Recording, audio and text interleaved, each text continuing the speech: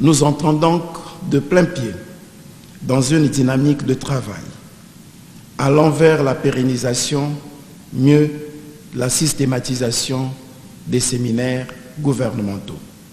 Il avait promis la pérennisation des séminaires gouvernementaux, mais cela fait maintenant 10 mois que cette initiative n'est plus d'actualité. Anatole Koliné-Makosso n'a plus organisé de séminaire gouvernemental depuis mai 2023. Cette initiative y semblait prometteuse, mais selon cet enseignant-chercheur de l'université Marien Ngouabi, sa mise en œuvre était biaisée. Le séminaire gouvernemental a été pris en compte, mais à l'envers. C'est-à-dire que moi, je suis formateur. Dans une salle de formation, il y a 2 blocs. Il y a le formateur et puis il y a les apprenants. Mais dans le séminaire gouvernemental format Anatole Koliné-Makosso, ce sont quelques membres du gouvernement qui sont par ailleurs apprenants, qui en même temps deviennent des formateurs. On est jugé parti.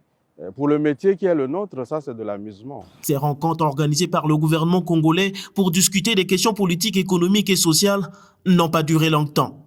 En effet, les problèmes débattus n'ont pour la plupart jamais trouvé un début de solution, rendant ainsi le gouvernement incapable de résoudre les problèmes quotidiens auxquels les Congolais sont confrontés, tels que l'accès à l'eau potable, à l'électricité et le coût de la vie. Le peuple nous attend sur les questions récurrentes de l'eau, de l'électricité, de l'assainissement et de la vie chère.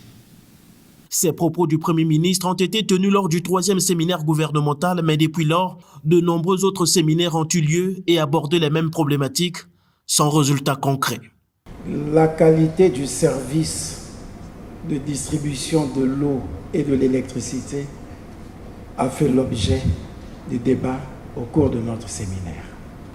Vous vous attendrez peut-être qu'au bout de 3 mois, que nous ayons de l'électricité partout en permanence, comme si on utilisait le nucléaire.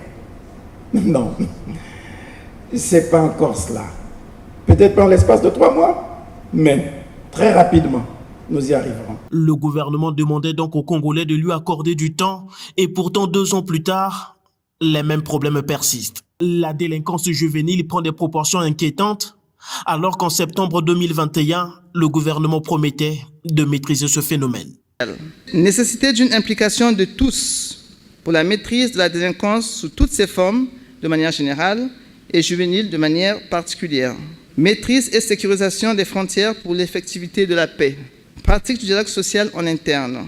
Les récents événements au lycée technique et industriel du 5 février 1979, où les élèves ont fait preuve d'incivisme, ainsi que les bagarres répétées au lycée Thomas Sankara et dans d'autres établissements scolaires, sont des exemples concrets montrant que le gouvernement congolais est dépassé et incapable de mettre en place de véritables politiques pour endiguer ce phénomène. Si par le passé la crise sanitaire liée au Covid-19 et la crise russo-ukrainienne pouvaient expliquer l'incapacité du gouvernement à résoudre certains problèmes auxquels les Congolais sont confrontés, la persistance de ces problèmes en 2024 ne peut être expliquée que par une incompétence manifeste du gouvernement à sortir la population congolaise de l'immense précarité dans laquelle elle se trouve. Bien que la situation actuelle soit difficile, une analyse constructive des échecs passés peut contribuer à une meilleure action politique à l'avenir, dans l'intérêt de la population.